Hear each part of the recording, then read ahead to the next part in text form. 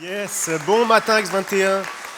Très content d'être avec vous. Pour ceux qui ne me connaissent pas, enchanté. Mon nom c'est Nathan, comme Seb l'a dit, et je fais partie de l'équipe pastorale ici pour Axe 21. Et c'est réellement un privilège, parfois une responsabilité, mais souvent un privilège d'être à votre service, d'être au service de cette église.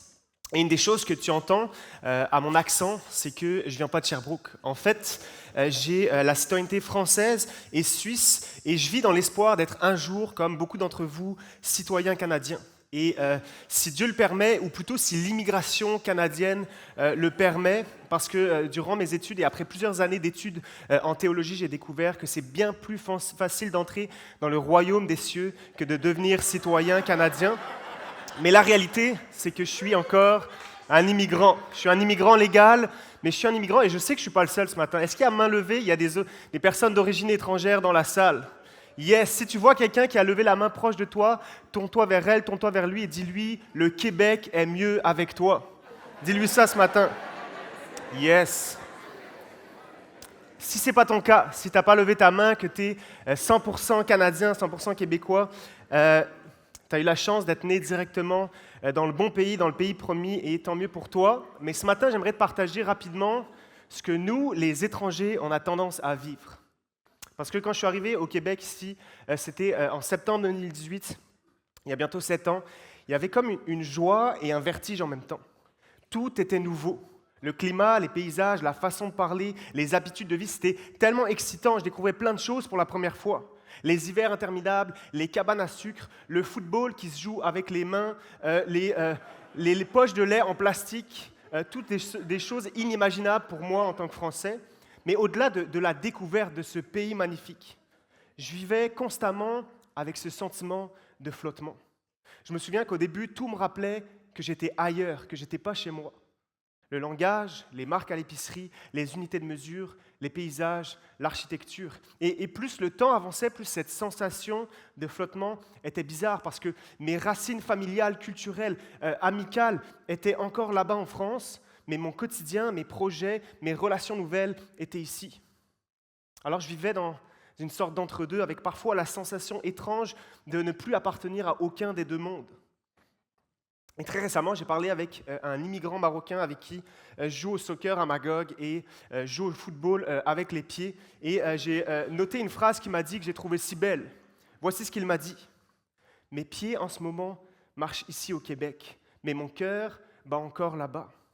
Et je trouve qu'il exprimait si justement ce que j'avais tendance à ressentir, ce sentiment de décalage. Et ce n'est pas seulement une question de géographie, c'est une question de racines profondes et intérieures. Et ce qui est déstabilisant, c'est que ce n'est pas seulement de changer de pays, de changer de décor, mais c'est de sentir que ton identité intérieure vacille. Tu n'as plus les mêmes repères, tu n'as plus les mêmes certitudes. Tu dois apprendre à vivre autrement. Et en fait, en parlant avec des gens autour de moi, depuis que je suis arrivé ici, je me suis rendu compte que ce sentiment de déracinement, ce sentiment de flottement, on n'a pas besoin de traverser l'Atlantique pour le ressentir dans notre vie. Parce que la réalité, c'est que tu peux être né ici, n'avoir jamais bougé de Sherbrooke et quand même parfois porter cette impression à l'intérieur de toi. Peut-être que ce matin, tu as une maison, mais tu ne sens pas toujours chez toi. Peut-être que tu as une famille, mais parfois ça t'arrive de te sentir seul. Peut-être que tu as une routine, tu as une belle job, tu as une carrière, tu as des études fructueuses, mais tu te demandes toujours, est-ce que je suis à la bonne place? Est-ce que je vis vraiment la vie que je devrais vivre? Parce qu'on a souvent l'air enraciné vu de l'extérieur. On a un travail, on a une adresse, on a une communauté, mais parfois intérieurement, on peut flotter. Et ça se manifeste différemment. Pour certains, ça sera une fatigue de toujours devoir prouver leur valeur. Pour d'autres, ça sera l'impression de courir sans cesse après une vie idéale, mais sans jamais vraiment l'atteindre. Pour d'autres, ça va être une nostalgie constante de mon passé ou à l'inverse, une anticipation de mon futur en se disant « j'ai hâte d'être ailleurs, j'ai hâte d'être dans une autre saison de vie ». Peu importe comment ça se vit, le résultat est le même. On peut sentir une forme de tension, comme un arbre qui aurait des belles branches, mais dont les racines ne trouvent pas vraiment de sol stable dans lequel plonger. Et la philosophe Simone Weil a écrit un livre intitulé « L'enracinement ». Et elle disait que l'enracinement est peut-être le besoin le plus important et aussi le plus méconnu de l'âme humaine. Selon elle, sans racines, notre âme flétrit. Notre âme finit par faner. On peut survivre un temps, mais on ne pourra jamais vraiment s'épanouir. Parce que l'âme a besoin d'attaches réelles et profondes, une appartenance, une histoire, une communauté qui lui donne de la stabilité et un sens. Et quand ces racines viennent à manquer, quand elles sont arrachées ou quand elles n'existent pas, ça crée une sorte de dérive intérieure, un sentiment d'errance ou un sentiment de flottement. Et ce besoin d'enracinement, je crois qu'il nous concerne tous. Et ce n'est pas un besoin visible, quantifiable, comme le besoin de respirer, de boire, de manger, mais c'est un besoin intérieur que notre âme a. Et tous, de différentes manières, on creuse, on tente de creuser pour prendre racine. On essaie de bâtir notre vie solidement pour se sentir enraciné, parce que c'est un besoin spirituel qui nous habite tous. Notre âme cherche un sol, un enracinement qui ne s'arrache pas au premier coup de vent. On cherche la sécurité dans nos réussites, dans nos relations, dans nos finances, dans l'image que l'on donne aux autres. On essaie de planter des racines dans quelque chose qui a l'air solide. Mais trop souvent, un jour ou l'autre, on finit par se rendre compte que c'est resté superficiel ou c'est pas aussi profond que ce qu'on aurait aimé, parce que tout peut s'écrouler du jour au lendemain. Et les chiffres le confirment. C'est l'OMS, l'Organisation mondiale de la santé, a noté une hausse de 25% des cas d'anxiété et de dépression dans le monde depuis la pandémie. Plus de 60% des parents au Canada disent se sentir dépassés dans leur quotidien, mais ne pas vraiment savoir pourquoi. Une étude de Harvard a même montré que les foyers sans direction claire, donc sans enracinement, vivent plus de stress et moins de connexion authentique que les autres. Et on pourrait dire que ces statistiques, ces problèmes-là sont liés à des enjeux de santé mentale ou même de société, mais la réalité, c'est que ça pointe vers un vide un peu plus profond, un manque d'enracinement spirituel, un manque de sol intérieur. Et c'est là que la Bible se propose de venir mettre des mots clairs sur cette condition très observable dans notre société. Dans Philippiens 3, verset 20, Paul va écrire cette chose-là. Notre citoyenneté est dans les cieux. En d'autres termes, si parfois ça t'arrive de te sentir étranger ici, déraciné dans ta vie, ça se peut que ce soit normal. Parce que la Bible nous dit que le monde tel qu'on le connaît n'est pas notre sol ultime. Tu es citoyen d'ailleurs. Ce monde n'a pas ce qu'il faut pour tes racines et n'est pas fait pour te produire, pour te pourvoir un sol pour que tes racines puissent s'y planter définitivement. Et C.S. Lewis va l'exprimer magnifiquement. Il va dire « Si je trouve en moi un désir qu'aucune expérience de ce monde ne peut venir satisfaire, c'est probablement que j'ai été fait pour un autre monde. » Il parle d'une autre réalité. Il parle d'une autre patrie, d'un autre roi dont Jésus est la porte. Donc si ton cœur est parfois insatisfait ici sur terre, c'est peut-être pas parce que tu fais les choses de travers. C'est peut-être parce que tu es fait pour lui. Pas pour une vie plus simple, pas pour une vie plus réussie, pas pour une vie plus équilibrée, une réussite plus visible, mais c'est peut-être que tu es fait pour Dieu lui-même. Et peut-être que Dieu, en ne te laissant jamais te réellement sentir chez toi ici-bas, est en train de te faire grâce. Peut-être qu'il te rappelle sans cesse que ta vraie maison, c'est lui. Que ta vraie paix, c'est sa présence. Il ne veut pas t'arracher de ce monde, mais il veut simplement t'apprendre à y vivre autrement. Pas avec le poids du faire mieux, pas avec le poids du faire plus, mais avec la légèreté de celui qui sait qu'il appartient à ailleurs et à mieux. Parce qu'il cultive un enracinement profond et vrai et durable, un enracinement en Jésus lui-même. Et c'est pour ça que ce matin, on commence cette nouvelle thématique qui s'appelle « Enraciner ». Parce qu'on vit dans un monde qui nous pousse à courir, qui nous pousse à produire, qui nous pousse à prouver, mais qui ne nous propose pas réellement un sol stable et durable. On confond souvent l'image que l'on porte et la profondeur. On pense que si les branches de nos vies paraissent belles, tout va bien. Mais la vérité, c'est que sans racines solides, on finit un jour ou l'autre par se dessécher. Alors cette série qui va se suivre sur plusieurs semaines, c'est une invitation à revenir à l'essentiel, à apprendre ce que ça veut dire d'être enraciné, de demeurer en Christ, à apprendre ce que ça veut dire de laisser nos racines plonger dans son amour, dans sa parole, dans sa présence. Et cette semaine, on commence cette thématique en parlant d'une question fondamentale.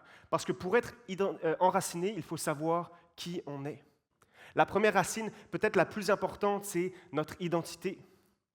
Les plus grands philosophes vont le dire, et c'est le cas de Jean-Paul Sartre qui dira « Qui suis-je » est à la fois la question la plus importante, mais aussi la plus difficile à répondre. La plus importante parce que tout va découler de cette question. Si je ne sais pas qui je suis, je ne sais pas comment vivre. Je ne sais pas quelle décision prendre. Je ne sais pas dans quelle direction avancer, quelles limites poser, quelles priorités choisir. Si mes racines identitaires sont faibles, mes choix vont l'être aussi. Mon identité, c'est le sol même de ma vie. Mais aussi la question la plus difficile, parce que spontanément, on va se définir par ce qu'on fait, par ce qu'on possède, par ce que les autres pensent et disent de nous. Et toutes ces choses ont tendance à changer. Un emploi, ça se perd, une relation, ça se brise, une réputation peut s'écrouler. Alors si mon identité repose sur toutes ces choses-là, je vis toujours dans l'insécurité, toujours dans ce danger de déracinement. Voilà pourquoi cette question est aussi déstabilisante et qu'on veut la traiter avant tout le reste.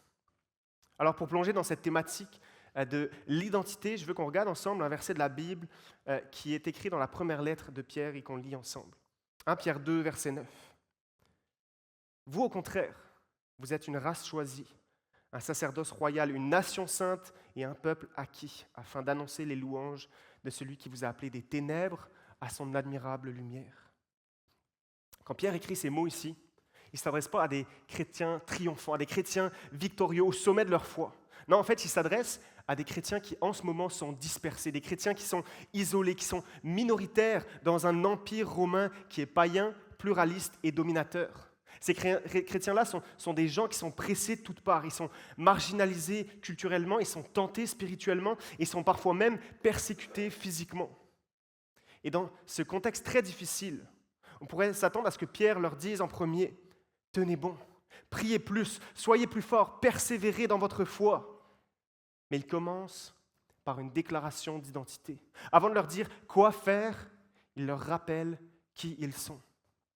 Parce qu'ils ressentent, parce qu'ils vivent, parce que les autres pensent d'eux, parce que les autres leur font, mais ce que Dieu affirme d'abord sur qui ils sont, en Jésus.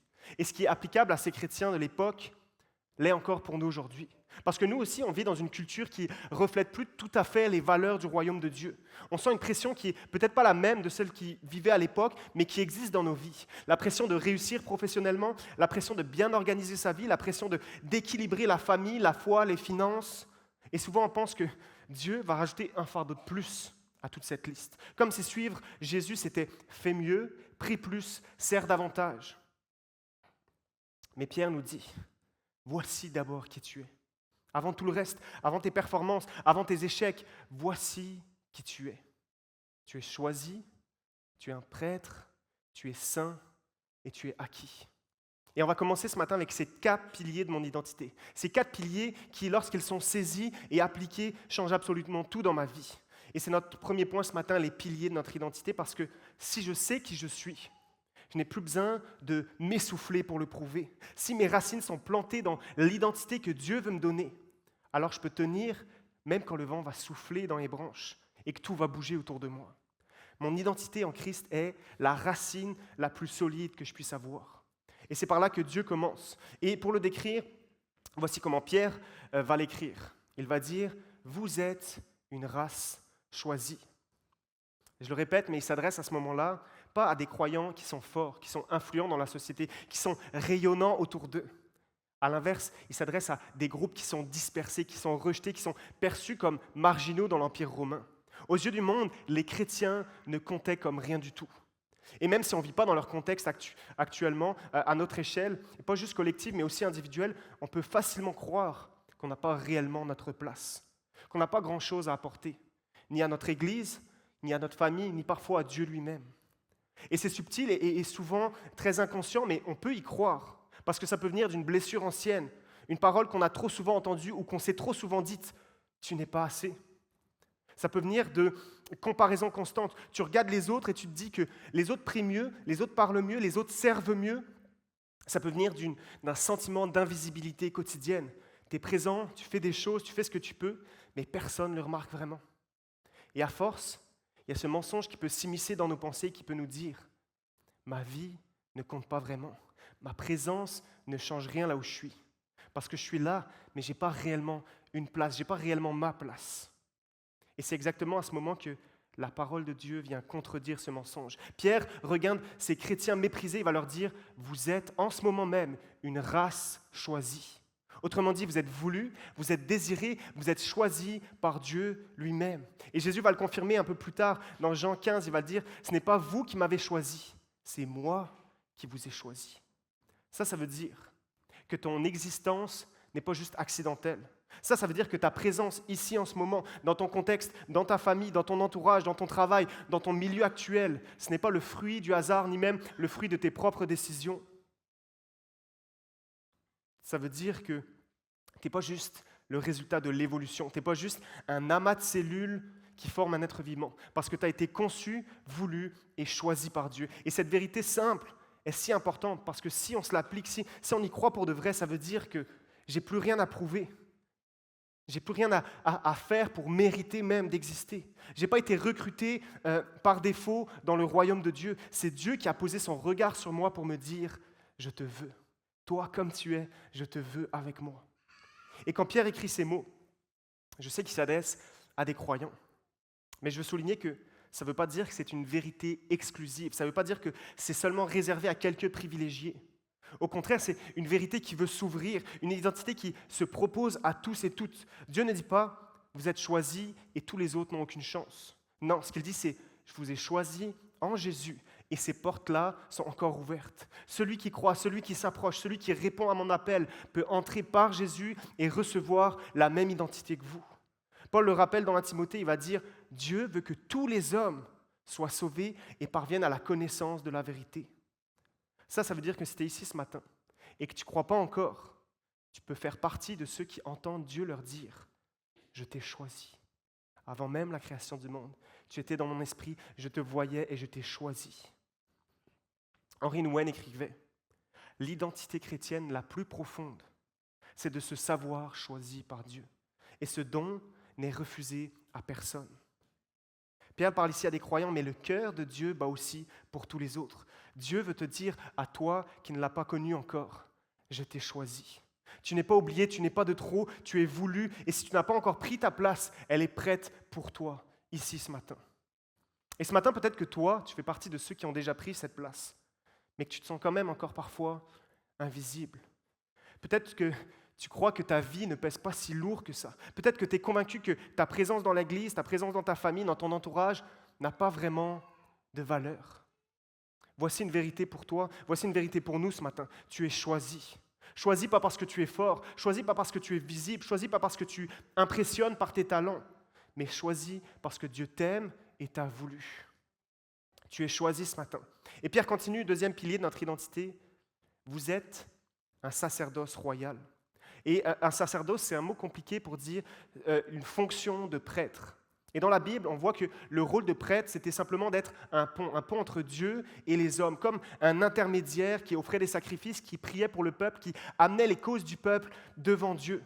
Et Pierre dit, en Christ, vous êtes tous et chacun devenus ce pont-là. Vous êtes tous des prêtres. Et ça, c'est révolutionnaire à l'époque parce que seuls les prêtres avaient un accès privilégié à Dieu. On le voit dans le temple, il y avait des murs, il y avait des cours, il y avait des rideaux qui limitaient la présence, qui limitaient l'accès à Dieu.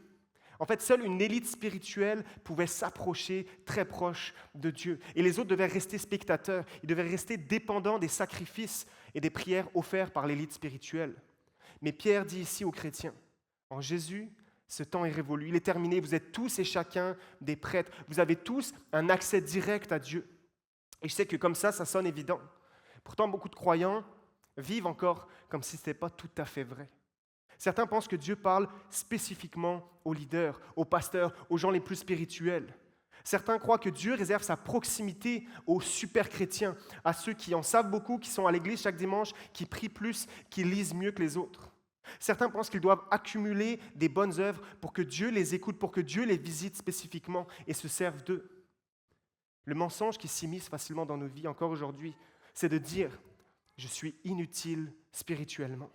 Je n'ai rien d'apporter, je n'ai rien à apporter de bon autour de moi spirituellement. Mais voici la vérité de notre identité ce matin. Dieu ne t'a pas seulement sauvé pour que tu regardes les autres servir autour de toi. Il a fait de toi un prêtre. Il a placé son esprit en toi. Ça veut dire que là où tu es porteur de sa présence. Ça veut dire que tu es porteur de sa présence, pas seulement le dimanche matin dans un contexte d'église, mais aussi le lundi au travail, le mardi dans ton foyer, le jeudi avec tes amis. Chaque lieu où tu poses le pied, devient un sanctuaire parce que tu y amènes Dieu avec toi. Et c'est un rappel pour moi et pour toi que tu n'es pas juste spirituellement ordinaire.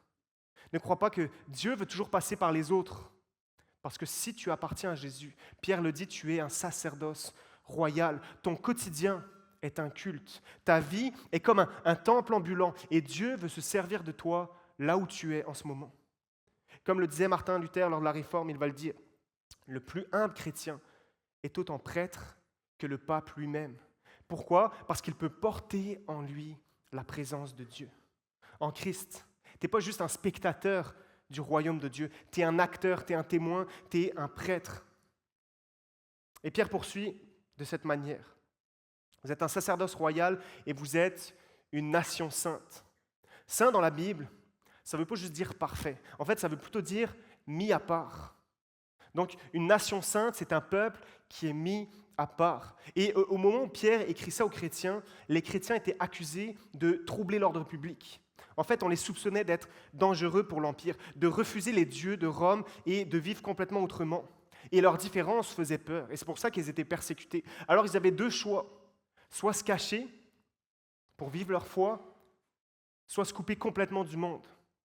C'est un peu dans cette même tension qu'on vit aujourd'hui. La tentation est double pour nous en tant que communauté chrétienne et en tant qu'individu. Soit on veut se fondre dans le monde pour être tranquille, adopter les coutumes autour de nous, ne pas déranger, se taire quand les sujets deviennent trop délicats pour éviter les regards de travers. Ou alors, au contraire, se retirer progressivement, se créer une bulle chrétienne pour se protéger de ce qui se passe à l'extérieur. Mais voici ce que Dieu déclare. Tu es mis à part, pas pour t'isoler, mais pour briller. Comme l'écrivait John Stott, l'appel de l'Église n'est pas d'imiter le monde, mais de lui offrir une alternative vivante. Dans la manière dont tu travailles, dans la manière dont tu gères ton temps, dans la manière dont tu parles, dans la manière dont tu gères ton argent, dans la manière dont tu gères tes relations, tu peux montrer un autre chemin. Un chemin qui ne parle pas de toi ultimement, mais qui parle de lui. Paul va le dire comme ça dans Romains 12, verset 2, « Ne vous conformez pas au siècle présent, mais soyez transformés par le renouvellement de l'intelligence. » Autrement dit, tu n'es pas appelé juste à être un clone du milieu dans lequel tu es en ce moment. Tu n'es pas appelé à vivre comme les autres autour de toi. Au contraire, tu es appelé à vivre différemment, de manière sainte, de manière mise à part. Ça veut dire que très concrètement, tu vas devoir parfois dire non là où ton entourage, là où ta culture te dit oui. Parce que ta culture dit ta valeur, c'est ton succès, c'est ta productivité, c'est ton image. Dieu t'appelle à trouver ton identité en lui, pas dans ton CV ni dans ton profil sur les réseaux.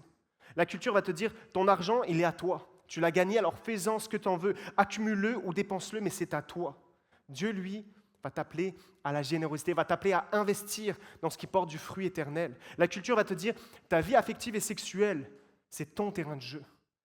Du moment que toi, ça te rend heureux. Dieu, lui, t'appelle à la fidélité, à l'alliance, à la redevabilité. Il t'appelle à une sexualité enracinée dans l'engagement du mariage uniquement et pas juste dans ton plaisir immédiat. La culture va te dire, ne te fatigue pas avec les autres, pense d'abord à toi, protège ton confort, tu es le centre de ton monde. Dieu, lui, t'appelle à aimer ton prochain comme tu t'aimes toi-même, à servir, à ouvrir ta maison, mais aussi à ouvrir ton cœur aux autres. Et toutes ces choses-là, ça fait de toi quelqu'un de différent. Et ce n'est pas une différence hautaine qui regarde les autres et qui dit « je suis meilleur ». C'est plutôt une différence humble qui fait briller la lumière de Christ dans ce monde qui en a tant besoin, dans ce monde qui s'étouffe dans ce conformisme. Tu es une nation sainte. Et ce n'est pas un fardeau, ce n'est pas juste une responsabilité, c'est réellement une lumière pour les nations. Ce n'est pas juste une étiquette qu'on se met pour s'isoler du reste du monde. C'est un privilège de pouvoir briller dans un monde qui en a tant besoin.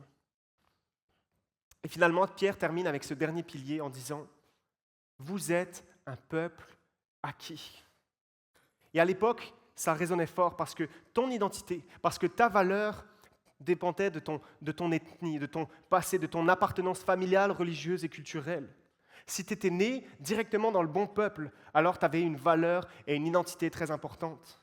Mais Pierre dit ici aux croyants « Vous êtes un peuple qui a été acquis ». Non pas par vos origines, non pas par vos traditions, non pas par de là où vous venez, mais parce que Christ vous a racheté à lui. Et aujourd'hui, je sais que l'identité ne repose plus forcément sur notre ethnie, sur notre appartenance culturelle, mais plutôt sur notre performance, sur notre statut, sur l'image qu'on est capable de projeter aux autres. Certains cherchent aujourd'hui leur valeur dans ce qu'ils font, leur travail, leur projet, leur réussite. D'autres vivent pas sous une pression extérieure, mais une pression intérieure constante de se dire « je dois être un meilleur parent, je dois être un meilleur mari, je dois être un meilleur chrétien, je dois être un meilleur employé, je dois être quelqu'un de plus spirituel ». Une pression intérieure constante vis-à-vis de soi-même. Et beaucoup finissent par croire ce mensonge. Dieu m'aimera davantage si je fais mieux. Dieu m'aimera davantage si je fais plus. Mais Pierre nous rappelle cette vérité. Tu n'as jamais à mériter ta valeur parce que tu as déjà été acquis. Il t'a acquis au prix le plus fort, la vie de son Fils. En fait, Pierre va le dire juste avant ces versets. Il va le dire, vous avez été rachetés non par des choses périssables comme de l'or ou de l'argent, mais par le sang précieux de Christ. Ça veut dire que ta vie n'est pas comme cotée en bourse, que ta valeur ne fluctue pas en fonction de ce que tu fais dans tes semaines. Elle ne varie pas en fonction de ce que tu accomplis, en fonction de tes succès ou de tes échecs. Elle a été fixée une fois pour toutes à la croix. Brennan Manning, un auteur chrétien, va écrire « Dieu t'aime déjà tel que tu es, et non tel que tu devrais être, car personne n'est pour le moment tel qu'il devrait être. » Ça veut dire que tu es déjà à lui. Tu es déjà aimé, tu es déjà acquis. Tu n'as pas besoin de chercher à mériter ton identité, tu as juste besoin de l'accueillir. Et ce matin, je sais que je ne vous présente pas des concepts novateurs, extraordinaires que vous n'avez jamais entendu parler. Ce matin, c'est plutôt un rappel de ce que peut-être on sait déjà, mais je veux nous le rappeler parce que l'ennemi nous suggère sans cesse des mensonges. Et à force de les entendre, ça se peut qu'on les accepte petit à petit comme des vérités pour nos vies. Parce que ces mensonges peuvent venir contaminer lentement qui on est, notre identité. Mais l'Esprit est là pour mettre le doigt dessus, et sa parole est là pour les remplacer par la vérité. Alors, rappelons-nous ce matin que même si tu te crois oublié, tu es choisi. Même si tu te crois inutile, tu es porteur de sa présence. Même si tu crains d'être différent là où tu es mis à part pour rayonner. Alors, si tu vis sous la pression de toujours faire mieux, rappelle-toi, tu es acquis. Tu as été racheté, tu es aimé infiniment par celui qui a donné sa vie pour t'acquérir à lui. Ta vraie identité, ce n'est pas ce que tu ressens, ce n'est pas ce que les autres voient de toi, ce n'est pas ce que tu réussis à faire, c'est ce que Dieu déclare de toi en Jésus. Et Pierre nous le rappelle ce matin, ton identité n'est pas méritée, elle est juste reçue. Ton identité est stable, même quand tout ce qu'il y a autour de toi a tendance à s'écrouler. Pierre ne commence pas par des instructions, il commence par te donner ton identité. Vous êtes une race choisie, un sacerdoce royal, une nation sainte et un peuple acquis. Pas une identité à construire, une identité déjà donnée par Jésus lui-même. Et peut-être que c'est la vocation principale, non seulement de notre Église, mais de ton foyer, de nos familles, de nos couples. Ce n'est pas juste d'être des lieux parfaits, mais plutôt des lieux de rappel, des lieux qui rappellent qu'on est aimé, des lieux qui rappellent qu'on est choisi, des lieux qui rappellent qu'on appartient déjà à Jésus avant même d'avoir réussi quoi que ce soit. Une maison chrétienne et une église chrétienne, ce n'est pas un lieu de pression, c'est un lieu de rappel que ton identité en Jésus est reçue et qu'elle ne sera jamais en fonction de ta perfection. Parce que là où le monde dit, prouve-toi, construis ton identité, bâtis-toi comme tu peux, le royaume va dire, reçois qui tu es déjà en Jésus. Et Pierre ne s'arrête pas là. Il continue de cette manière. 1 Pierre 2, versets 11 et 12. Bien-aimés, je vous exhorte comme des étrangers et des voyageurs sur cette terre, à vous abstenir des convoitises charnelles qui font la guerre à l'âme. Et Pierre sait à ce moment-là qu'il existe une tension, et c'est mon deuxième point ce matin, il existe une guerre. Parce que même quand tu connais déjà Christ, même quand tu connais déjà ton identité, tout autour de toi essaie de te convaincre du contraire. Il y a comme une voie parallèle, il y a comme une pression subtile qui parfois travaille en arrière-plan pour nous remodeler, pour nous faire oublier qui on est vraiment. Et ça, ce n'est pas nouveau. Déjà au temps de Daniel, pour ceux qui se connaissent en histoire, lorsque Daniel a été exilé, on voit que Babylone n'a pas cherché à détruire les jeunes croyants, mais il a cherché à les reprogrammer, une nouvelle langue, une nouvelle alimentation, un nouveau nom, bref, une nouvelle culture qui voulait formater leur identité. Et c'est là qu'on entre dans la deuxième vérité de ce passage. Nous vivons dans une culture qui nous forme et qui font la guerre à notre âme, même si on ne s'en rend pas toujours compte. Rod Dreher l'a dit de cette manière. La modernité ne cherche plus à faire taire les croyants, elle les rend inoffensifs par l'oubli de qui ils sont. Et c'est exactement un danger pour nous aujourd'hui. Parce qu'on n'est peut-être pas sous la menace, comme les croyants de l'époque, d'une persécution frontale, d'une attaque brutale pour notre vie, mais plutôt une lente immersion qui nous fait petit à petit oublier qui nous sommes vraiment. Voici quelques réalités statistiques de 2025.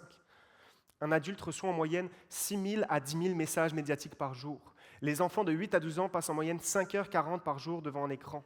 Selon Harvard, les conversations autour de la table familiale ont chuté de 75% en seulement 20 ans et ont été remplacées soit par des écrans, soit par du silence.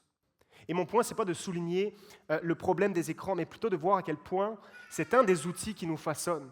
Parce que les médias, quels qu'ils soient, sont au service d'une culture qui veut nous répéter sans cesse: ton identité est performative. Tu es ce que tu fais, tu es ce que tu gagnes, tu es ce que tu montres. Les médias sont au service d'une culture qui nous dit sans cesse: tes relations sont utilitaires. Entoure-toi seulement de ceux qui t'apportent réellement quelque chose. Notre culture nous dit sans cesse: ta spiritualité est marginale. Tu peux croire à tout ce que tu veux, mais tant que tu gardes ça privé, tant que ça n'impacte pas trop les autres autour de toi, les autres domaines de ta vie, alors c'est correct. Et de la même manière, voici la réponse de Pierre pour nous qui vivons dans ce contexte-là. Bien-aimés, je vous exhorte comme des étrangers et des voyageurs sur cette terre à vous abstenir des convoitises charnelles qui font la guerre à l'âme. Pierre ici décrit une guerre qui est invisible. Pas une guerre contre notre corps, pas une guerre contre nos biens matériels, mais une guerre contre notre âme, dont l'ennemi principal est nos convoitises charnelles. Et le mot qu'il utilise ici pour convoitise, c'est en fait un mot qui veut dire nos désirs intenses qui prennent la première place. Ça veut dire que ce n'est pas juste des désirs mauvais qui nous habitent. En fait, souvent, ce sont des désirs très légitimes. La sécurité, chercher la reconnaissance, construire une vie stable et équilibrée, être un bon parent, être un bon croyant. La plupart de nos désirs ne sont pas si mauvais que ça. Parfois même, ils sont très bons. Leur problème, c'est que lorsqu'ils sont désordonnés, lorsqu'ils pressent une place qui n'est pas la leur, ils se mettent à dire à notre cœur: tu seras seulement complet lorsque tu auras ceci. Et tu oublies que ta complétude, ta plénitude, et ton identité est en Jésus seul. Et cette guerre à l'âme dont Pierre nous parle ici, c'est cette lente réorientation de notre cœur qui pousse à croire que autre chose que Dieu peut me combler, qui me persuade que je peux trouver ma valeur ailleurs qu'en lui, qui m'incite à fonctionner comme si Dieu était simplement un plus dans ma vie et pas la source de ma vie. Et cette guerre, qui est souvent très douce, ne détruit pas brutalement mon âme, mais elle l'assèche petit à petit. Et cette sécheresse spirituelle, c'est comme une conséquence naturelle. Ton âme, qui a été créée par Dieu et pour Dieu, ne respire plus de sa présence. Alors elle se vide, elle se fatigue et elle se dessèche. Ce qui fait que tu continues de croire, mais sans goûter vraiment. Tu continues à servir, à venir à l'église, mais sans réellement joie de le faire. Tu avances dans ta marche chrétienne, mais sans aucune conviction. Et l'ennemi sait que ça suffit. Parce qu'il sait qu'il n'a pas besoin de te faire chuter spectaculairement. Il veut juste que tu deviennes fonctionnel, mais asséché et vide. Et face à ça, Pierre ne dit pas: tu dois éliminer chaque désir les uns après les autres. Combat tes convoitises charnelles. Non. Il dit ça parce qu'il sait que notre âme a été façonnée pour demeurer en Dieu. Donc ce qu'il nous dit, c'est: souviens-toi qui tu es. Peut-être que ta fatigue intérieure, peut-être que ton manque de vie spirituelle en ce moment, ce n'est pas simplement un échec, c'est plutôt un signal d'alarme. C'est peut-être un appel de Jésus à ton cœur en ce moment qui dit: rappelle-toi qui tu es, reviens à la source, reviens à la base, trouve tes racines en moi. Pas pour faire plus, mais pour saisir à nouveau ta vraie identité. Alors que je termine avec un dernier point ce matin et que je vais inviter l'équipe de louange à me rejoindre, ton arme dans cette guerre, ce n'est pas simplement la discipline. Ton arme dans cette guerre, ce n'est pas d'en faire plus ou de faire mieux. Ton arme, c'est de revenir à Jésus, de cultiver sa présence parce que c'est en lui que ton âme peut enfin respirer. C'est en lui que tes désirs retrouvent leur juste place, que tu découvres qui tu es vraiment et ce dont tu as vraiment besoin. Et dans ce même verset qui parle de cette guerre à l'âme, Pierre nous donne les moyens de combattre, le moyen de lutter. Voici ce qu'il écrit: bien-aimés, je vous exhorte, je vous encourage comme des étrangers et des voyageurs à vous abstenir des convoitises charnelles qui font la guerre à l'âme. à des étrangers et des voyageurs. Pourquoi un étranger, pourquoi un voyageur peut s'abstenir des convoitises charnelles? Car il sait d'où il vient et il sait où il va. Un étranger peut s'abstenir des convoitises charnelles parce qu'il sait d'où il vient. Moi, je suis étranger sur cette terre, mais je sais d'où je viens. Je viens de mon Créateur. Je ne suis pas juste le produit du hasard sur cette terre, une suite de coïncidences biochimiques. Je suis né du désir de Dieu de me voir exister. C'est écrit sans cesse dans la Bible. Éphésiens 1, Dieu nous a choisis avant la fondation du monde. Psaume 139, tu m'as tissé dans le ventre de ma mère.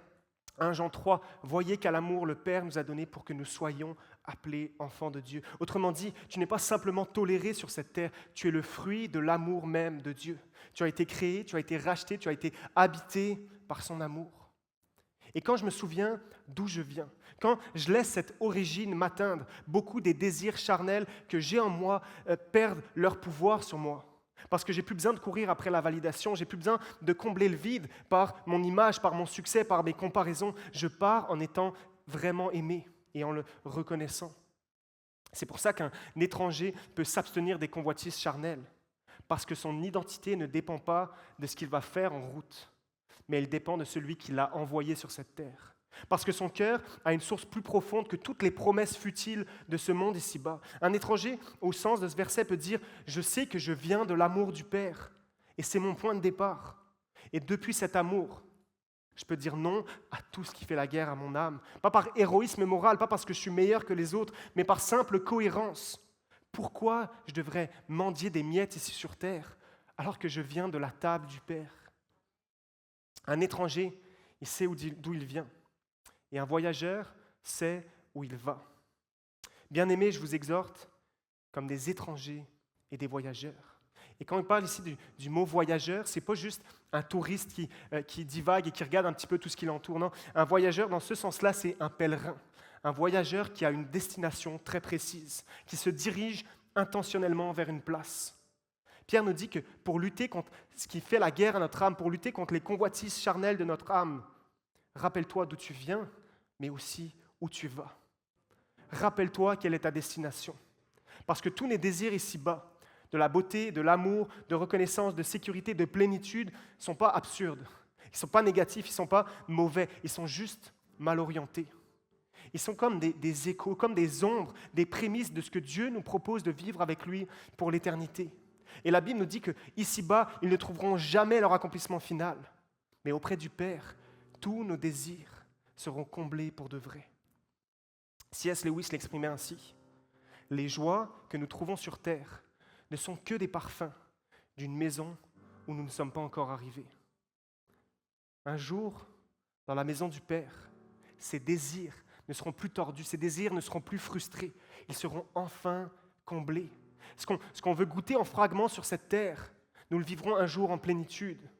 La beauté qu'on voit dans un coucher de soleil, nous la contemplerons dans la gloire de Dieu. L'amour qu'on cherche à travers mille et une choses, mille et une relations, nous l'expérimenterons dans les bras du Père. La sécurité que nous n'arriverons jamais à trouver dans notre compte en banque ou tous nos projets, nous la recevrons pleinement dans la demeure éternelle de Dieu. Paul l'exprime ainsi. Aujourd'hui, nous voyons comme dans un miroir, d'une manière très confuse, mais un jour, nous le verrons face à face.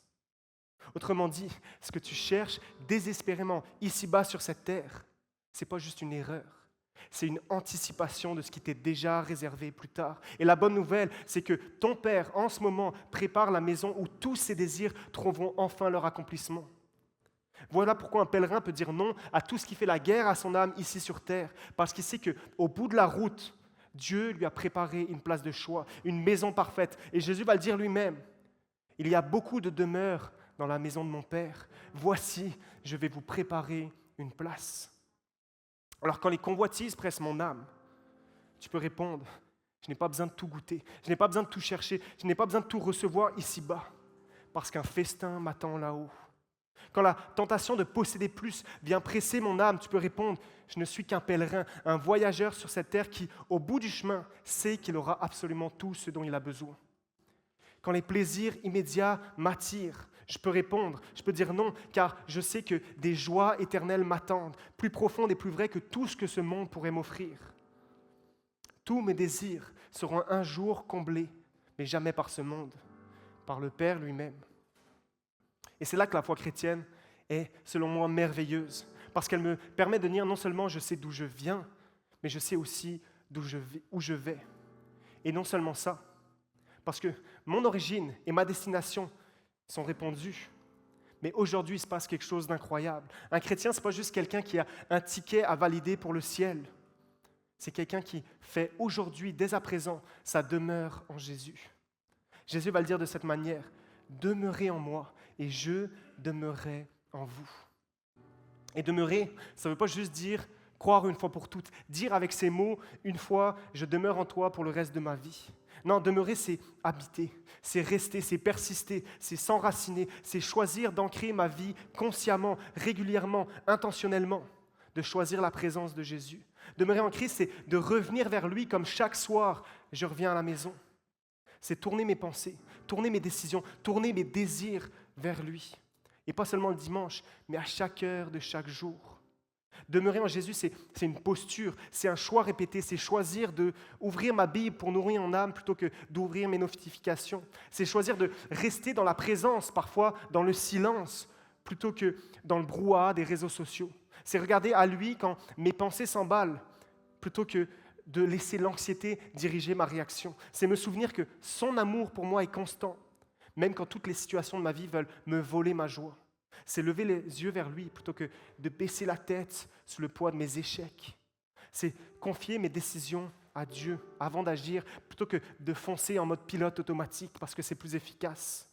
C'est choisir la louange plutôt que le chialage. C'est choisir la reconnaissance lorsque l'inquiétude tape à ma porte. C'est prendre un instant pour dire merci plutôt que de courir vers le toujours plus. Demeurer, c'est revenir à la maison encore et encore et encore. Demeurez en moi et je demeurerai en vous. Si tu choisis de demeurer en Christ, lui-même choisit de demeurer en toi par son esprit. Et ça, ce n'est pas un lien de cause à effet mécanique. Si tu demeures en moi, alors je t'enverrai mon esprit. Non, c'est plutôt une réalité relationnelle réciproque. Ça veut dire que le fait de demeurer en Jésus t'ouvre à l'expérience de sa présence en toi. Tu goûtes un peu plus à sa vie lorsque tu choisis de t'attacher un peu plus à lui.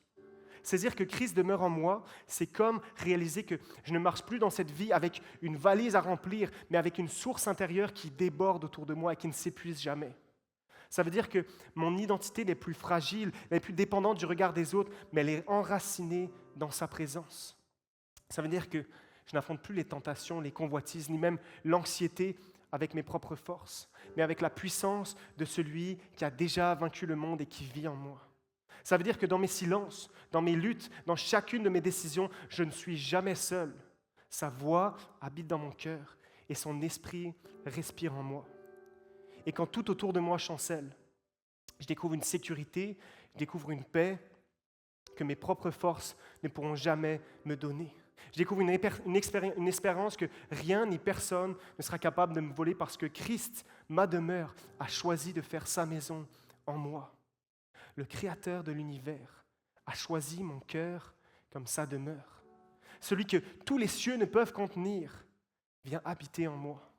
Celui qui a donné son corps, versé son sang, m'invite à demeurer en lui et lui en moi comme le signe d'une communion totale. Et ce matin, c'est pour ça qu'on va prendre la communion ensemble.